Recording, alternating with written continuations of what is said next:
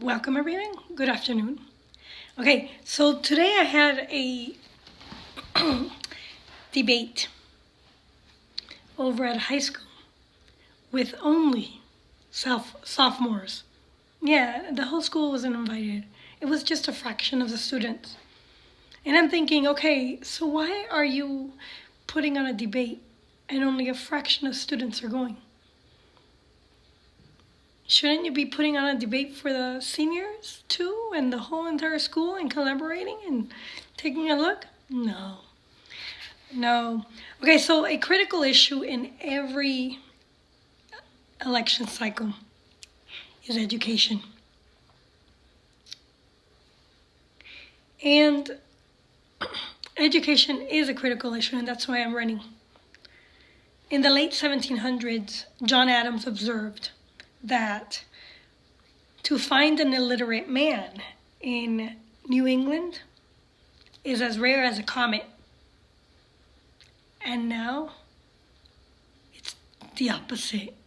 To find a literate man in America is as rare as a comet. Ever since our school system began in the 20th century, because it wasn't here before that, we've had a sharp rise in illiteracy. And every year, we pour trillions and billions of dollars into our education system, into our secular government-controlled system. And we've taken out Christ.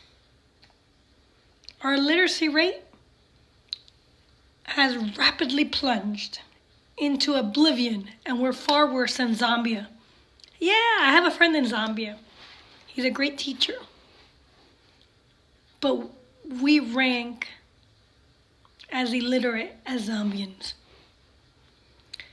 The U.S. Department revealed something a few years back, and they said that 90 million Americans lack simple literacy. 90 million Americans. The problem started in the last century, the 20th century, the last half of the 20th century. And it really started after we eliminated phonics. That's when it really began to get really bad. American education is lost, and there's nothing we can do about it. But I'm running to at least put some perspective back into the education system.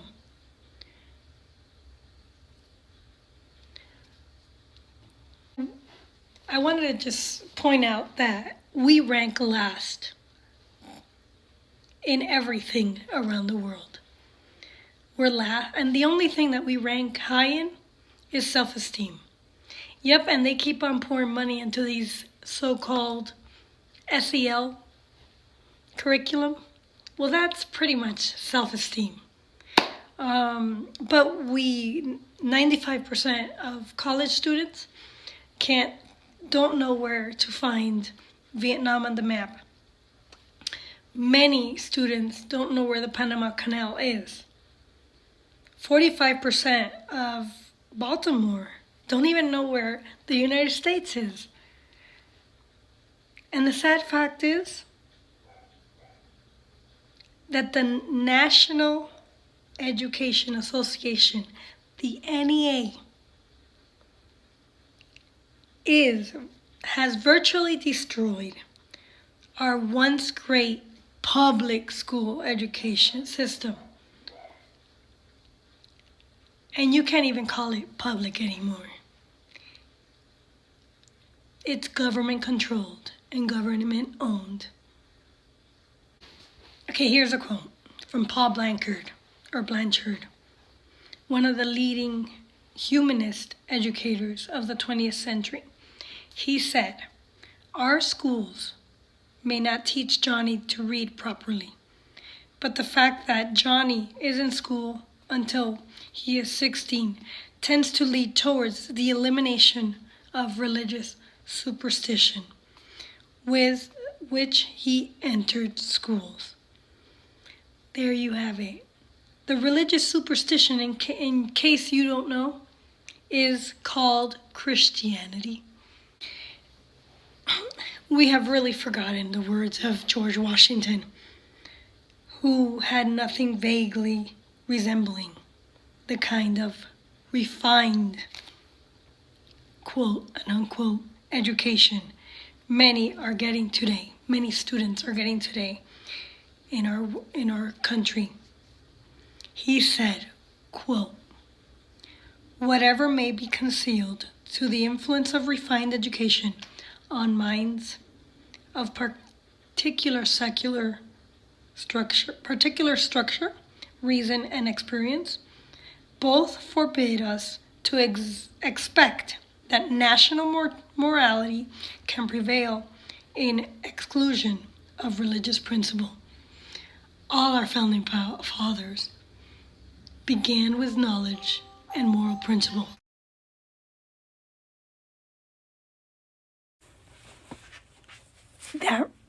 That religious superstition, in case you want to know, is Christianity. I'm just going to tell you right out. You can't get rid of the religious principle. Our founding fathers in this country never intended that religion should be stricken from our schools. The first Congress of the United States passed the Northwestern Ordinance, which said, "Religion, morality, and knowledge being necessary for good government, schools, and the means of education shall forever be encouraged." Yes, schools is in there. But for what? Religion, number 1. Morality, number 2. Knowledge, number 3. So the primary purpose of schools is to teach religion, morality, and knowledge. Third, we got rid of religion. Then we got rid of morality. And now we're losing knowledge. And the result is we have Americans that are dumb but feel good about themselves. And actually, that could be questioned now, because we have Americans who are dumb, and now we have high mental health issues because we got rid of religion, morality, and knowledge. And that is the heart of social emotional learning. What we hear from school unions is, "We need more money." So next time you hear that, do me a favor. We spend more and more money on students than any other nation in the world. The problem is not money. And Denver Public Schools, they just received $2.8 billion in federal stimulus money to reimagine education. That's a lot of money. $2.8 billion from the federal government. The problem is not money. The problem is philosophy. The problem is we have a literacy crisis in this country.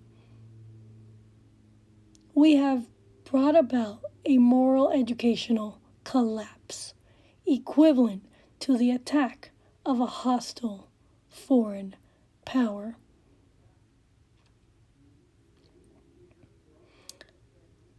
I don't think anyone here remembers the McGuffey readers, unless you're my son's grandfather, who's 100 years old.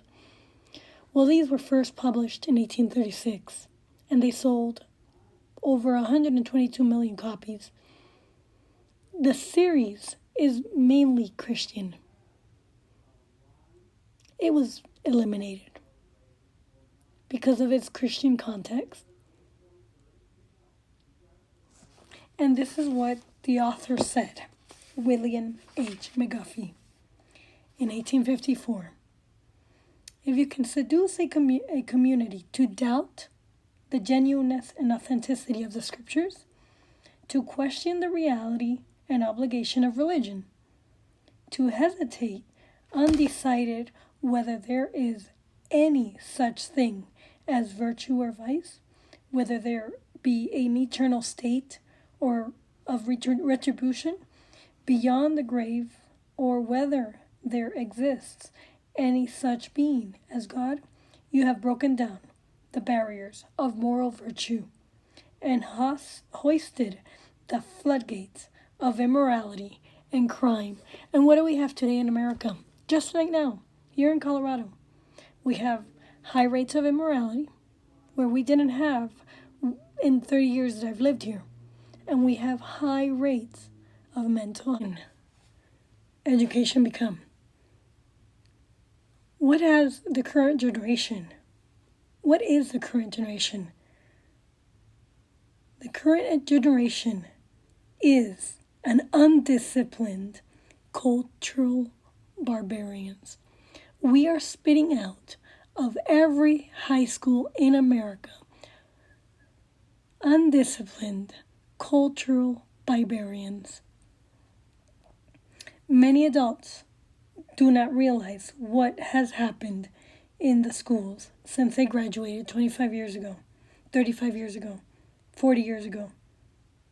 Our school systems today are so different from the schools I went to.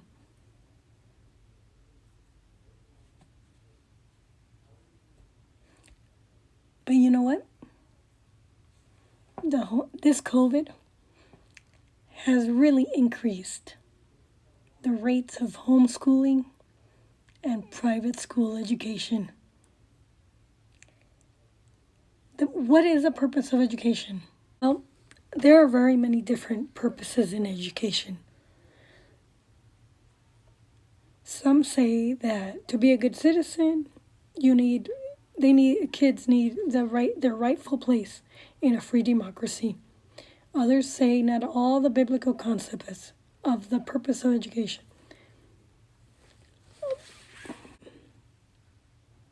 Purposes for education. Some say that to be a good citizen, you need a rightful place in a free democracy. But we're not a free democracy. We're a republic, a constitutional republic. And in order to have liberty, you need to be literate.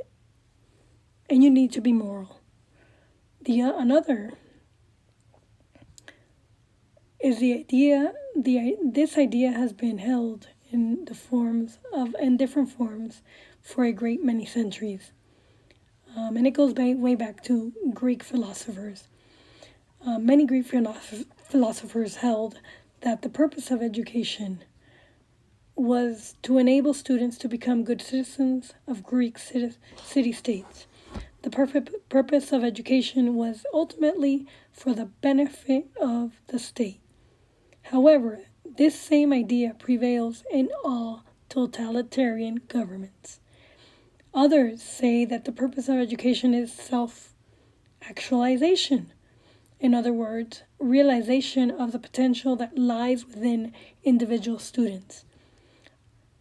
And others say that, and there's some truth to that one, but yet it doesn't go far enough. The word education comes from Latin. The words means to lead out or bring out of the students the potential that is there. The problem is that it does not answer the ultimate question. For what purpose am I going to bring out these latent potentialities? Self-actualization if it has no further goal, is selfishness. And selfishness is a sin. Students may be endowed with artistic talent, musical talent, but unless they apply their talents to a higher purpose, it's incomplete. All these fall short of a Christian ideal. The view of education is based on the idea that there is no soul. This view of education is based on the idea that there is no soul. Nothing that exists that is not matter in motion, yet to ignore the spiritual realm is to ignore the most important of our existence. We needed to consider what God says about things like sex.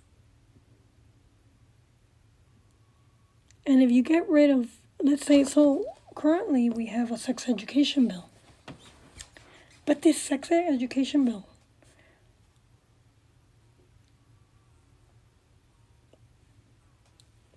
what is sex? And what does God think of it? It's funny, when I was in school doing my political science, most of my professors, most of the adults, they would tell me that all our founding fathers were deists. And I'm like, I don't think so.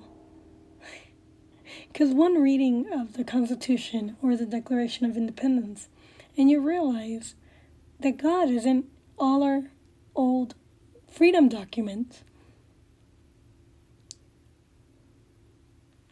We are a nation. We have a Judeo-Christian heritage. And that has been stripped away by our schools. Children today do not learn our true history of the Declaration of Independence. They learn the myth that all our founding fathers were deists. And many of them learn about Martin Luther King, but not that he was a reverend and that he was a Baptist minister who launched an anti-racist crusade from the Southern Christian Leadership Conference, which he organized. It's funny. But in the 1880s, when public schools had not yet spread to every state in the nation, one great theologian in America made an eagle-eyed prediction when he said, "A comprehensive and centralized system of national education separated by religion will prove the most appalling engineer for the propagation of anti-Christian and anti-atheistic unbelief, which this sin-rent world has ever seen." And you know what? He was right. If he was alive today, he would say, "I told you so." And John Dewey, the father of modern progressivism, he so lionized today, started the movement that divorced God from education. He was also the signer of the Humanist Manifesto, written in 1930s and rewritten in 1973. And it says, "We believe, however, that traditional dogmatic and authoritarian religion that places revelation, God, rituals, and creed above human need and experience do a disservice to the human species." It includes this statement: "No deity will save us. We must save ourselves." And you can see it all through our Democrats' parties when they talk about climate change and abortion. they're trying to save the world. We're trying to save us, right? Well, if there is no God, then who's going to save us? Ourselves? Really? Well, such statements come out of the mouth of Karl Marx and Adolf Hitler.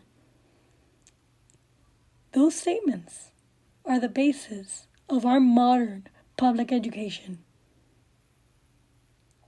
And what are we here proud of today? Oh, and the United States has turned out a wasteland of violence and vice that shares the time with ignorance and idleness. And the result is that 10 million of illiterates in America turn out of our schools. And it is not unsafe. And it is not only unsafe, but for our students, it is unsafe for our teachers. Public education cannot succeed as long as we keep God out of it. It cannot succeed if one fact cannot be changed. The fear of the Lord is the beginning of knowledge, Proverbs 1:7. And that is the first base. If fear of the Lord is missing, education will fall flat on its face. We need our kids need to grow up spiritually motivated. They need the spiritual. You cannot remove the spiritual from education. So when you're voting today, I want you to tell yourself, what will Jesus vote for? He's going to vote. He would want to vote for people who understand that parents have the absolute right in raising their kids in the way they should go. Kids that they want, Jesus would want you to vote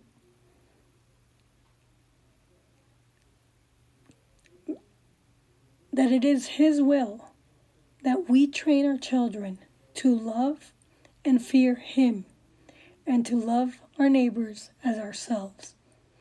And I believe He would want us to vote in ways that would promote a godly education for our children. Any other way is wrong. So vote your conscience in this election.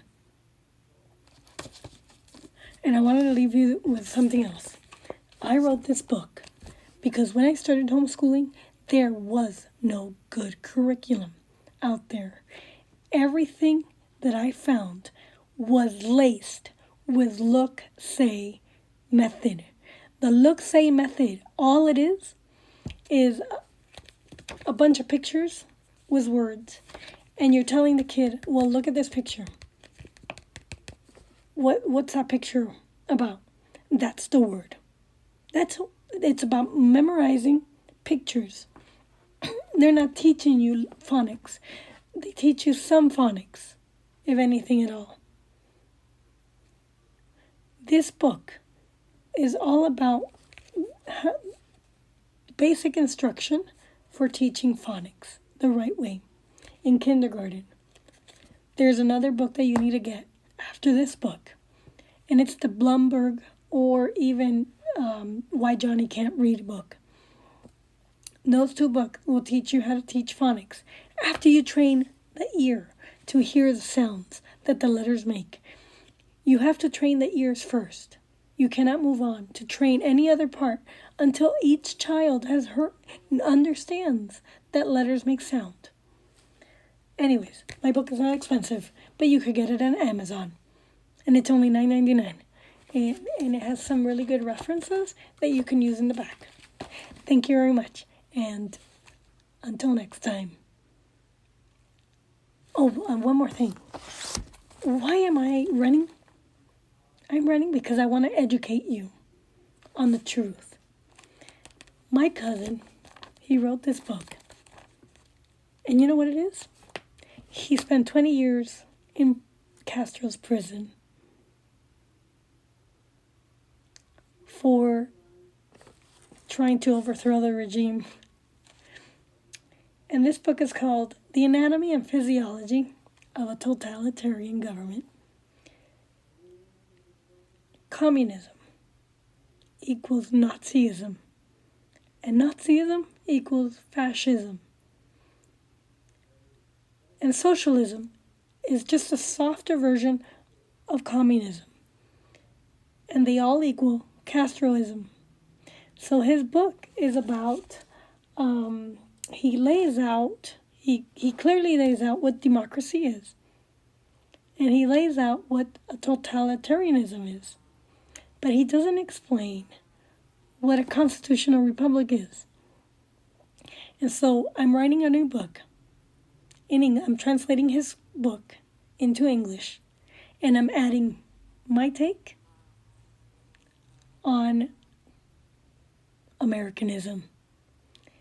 So I hope you buy it when it's out, because it's going to be really good, and you're going to learn a lot about why our system is different. And I'm going to give you a hint. Our system is different because we are not a republic in name only. We are not a democracy. We're not mob rule. We're a constitutional republic. What that means is we consent to law, and we are governed by law. Each and every one of us, including our politician, is governed by law. When our politicians make laws that go against the Constitution, they are lawless. And they're doing a disservice to us, because their duty, what's the purpose of government? The purpose of government is to protect and preserve our constitutional standard, our liberty, our life, liberty, and pursuit of happiness and property. And when they make laws that go against those principles, they're going above and beyond their call of duty. We elect them, and we give them authority to manage and protect our rights. That is the purpose of government in America. That is Americanism. We Americans are Americans because we believe in the Constitution, which empowers you, or we believe in the Bible, or both.